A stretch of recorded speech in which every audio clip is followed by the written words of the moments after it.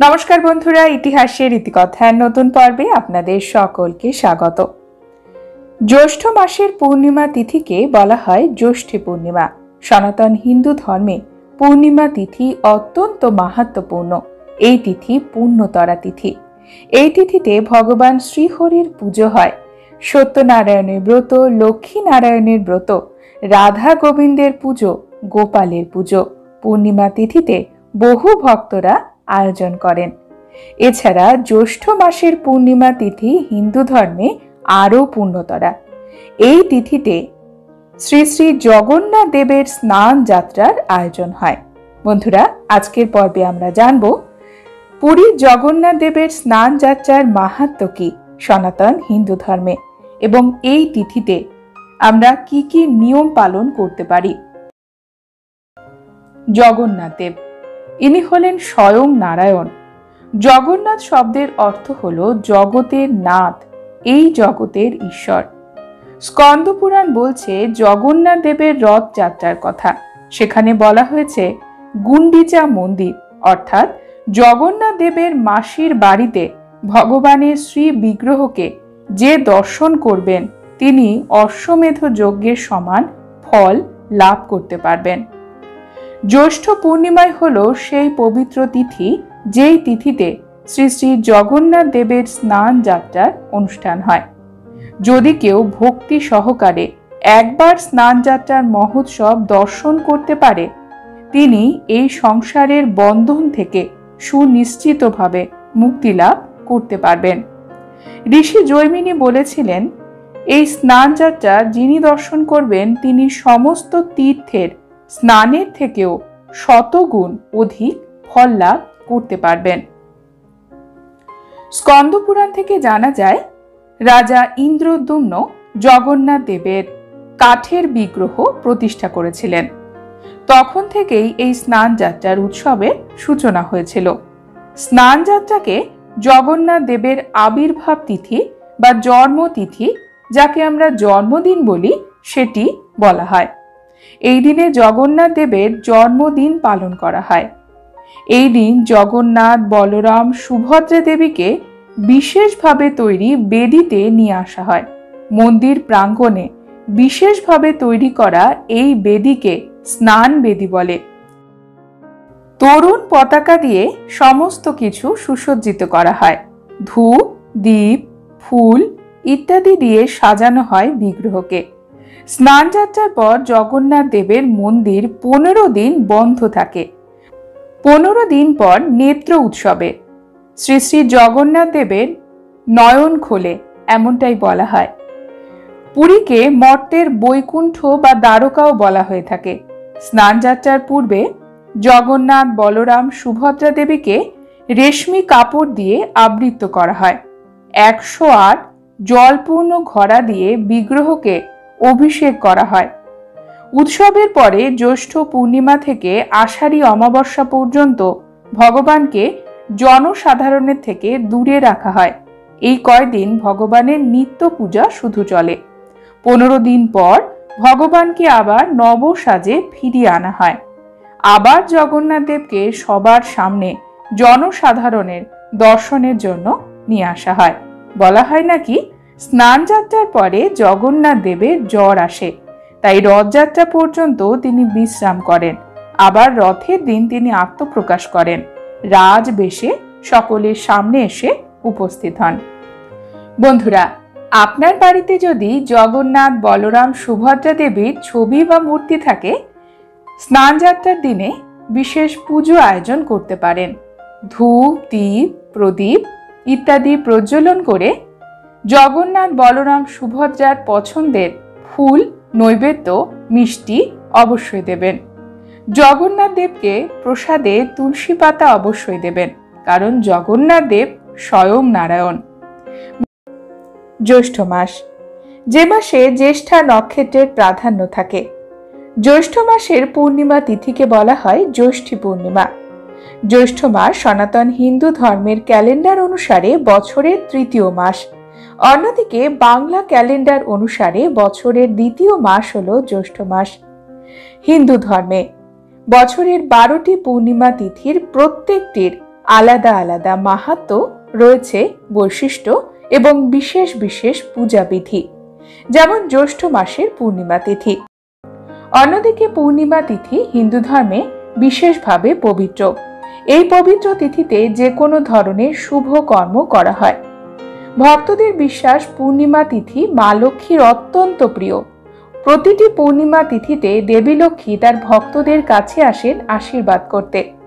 জ্যৈষ্ঠ মাসের এই পূর্ণিমা তিথিতে মা লক্ষ্মীর আশীর্বাদ পেতে আপনি আপনার বাড়িতেই করতে পারেন সহজ কয়েকটি নিয়ম, যে কেউ করতে পারে। আসুন জেনে নিই আজকের পর্বে আপনার সংসারের সৌভাগ্য বৃদ্ধি আপনি কিভাবে করবেন। জ্যৈষ্ঠ পূর্ণিমা তিথিতে মা লক্ষ্মীর পুজো উপলক্ষে ঘরবাড়ি অবশ্যই পরিষ্কার পরিচ্ছন্ন করুন। দেবী লক্ষ্মী অপরিষ্কার অপরিচ্ছন্ন স্থান পছন্দ করেন না। এই দিন পুজোতে মায়ের পছন্দের ভোগ মাকে অবশ্যই দেবেন এবং লাল রঙের ফুল মাকে দিন। লাল ফুল মা লক্ষ্মীর পছন্দের ফুল। আপনি জবা এবং গোলাপ এই দুটি ফুলও মাকে দিতে পারেন।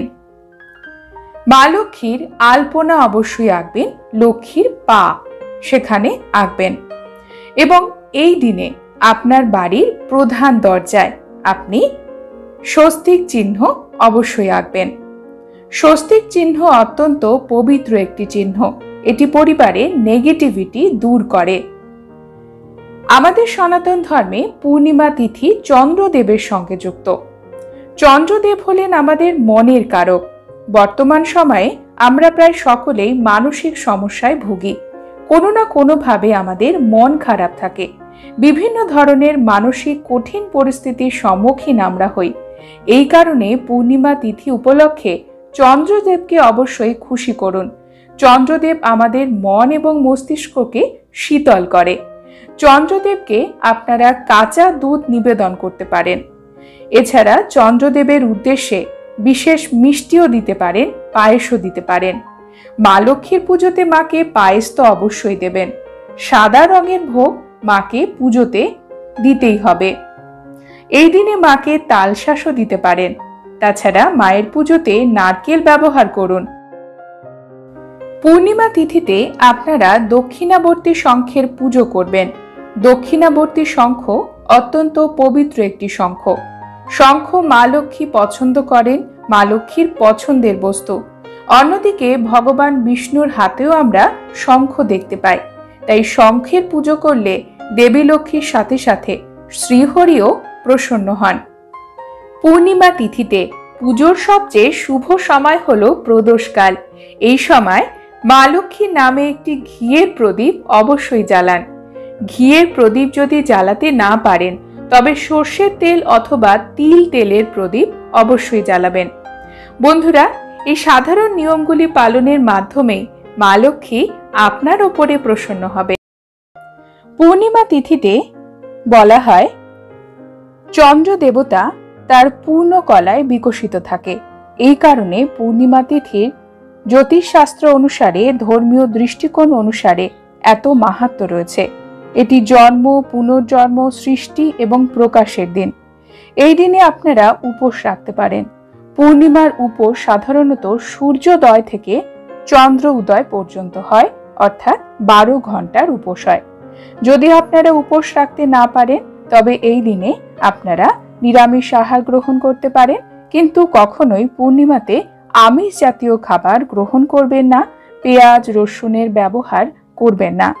যে কোনো ধরনের মশলা যেটি আমাদের শরীরকে উত্তেজিত করে, যেমন গরম মশলার ব্যবহার পূর্ণিমা তিথিতে না করাই ভালো। সম্পূর্ণভাবে সাত্ত্বিক আহার ভোজন করতে পারেন পূর্ণিমা তিথিতে। পূর্ণিমা তিথিতে স্নান এবং দানের বিশেষ মাহাত্ম্য রয়েছে। এই দিন গঙ্গা বা যে কোনো পবিত্র নদীতে স্নান করতে পারেন। স্নানের পরে আপনারা দান করতে পারেন। দানের মধ্যে সাদা রঙের বস্তু দান করতে পারেন, যেমন সাদা কাপড়, চিনি দান করা যায়, চাল, এছাড়াও দই, রূপোর জিনিস, যে কোনো ধরনের সাদা জিনিস দান করতে পারেন। বর্তমানে গ্রীষ্মকাল চলছে, তাই আপনারা ফলও দান করতে পারেন। এছাড়াও আপনারা 3 রকমের জিনিস দান করতে পারেন, সেটি হলো অন্ন, বস্ত্র এবং অর্থ। আপনার সাধ্য অনুসারে অন্তত একজনকে দান করলেও তার পুণ্য আপনি অবশ্যই পাবেন। পূর্ণিমা তিথিতে ভগবান শ্রীহরির পুজো তো করবেনই, তার সাথে সাথে ভগবান শিবেরও পুজো করুন। শিব পার্বতীর একত্রে পুজো, এতে দাম্পত্য সম্পর্ক ভালো থাকে। সন্ধ্যের সময় চন্দ্র দেবতার উদ্দেশ্যে সাদা রঙের মিষ্টি অর্পণ করতে পারেন। পূর্ণিমা তিথিতে পিপুল গাছেরও পুজো করতে পারেন। এই দিনে পিপুল গাছের গোড়ায় আপনারা দিতে পারেন জল। এরপরে মিষ্টি অর্পণ করুন। কাঁচা দুধ এবং সাদা রঙের মিষ্টি পিপুল গাছে অর্পণ করুন। পিপুল গাছ অর্থাৎ অশ্বত্থ গাছ। সন্ধেবেলায় অশ্বত্থ গাছের গোড়ায় একটি মাটির প্রদীপ ঘি দিয়ে জ্বালিয়ে আসতে পারেন। এতে পূর্বপুরুষেরাও সন্তুষ্ট হয়। বলা হয় পিপুল গাছে আমাদের সনাতন ধর্মে সকল দেবদেবী বাস করেন, সকল দেবদেবীও সন্তুষ্ট হয়ে থাকেন।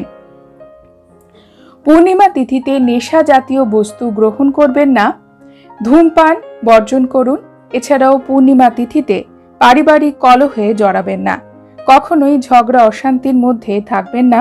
পূর্ণিমা তিথিতে বলা হয় মাটিতে ঘুমোতে, যদি সম্ভব হয় সেটি আপনারা করতে পারেন। এই দিনে কখনো গরিব, অসহায়, বৃদ্ধ ব্যক্তিদের সঙ্গে খারাপ কথা বলবেন না, তাদের সাথে খারাপ ব্যবহারও করবেন না। পূর্ণিমা তিথিতে গাছ কাটা থেকেও এড়িয়ে চলতে হবে আমাদের। বন্ধুরা, আজকের পর্ব এখানেই শেষ করছি। পরবর্তী পর্বে নতুন একটি বিষয় নিয়ে আপনাদের সঙ্গে কথা হবে। ততক্ষণ সকলে সুস্থ থাকুন, ভালো থাকুন। আর পুরো ভিডিওটি দেখার জন্য আপনাদের অসংখ্য অসংখ্য ধন্যবাদ।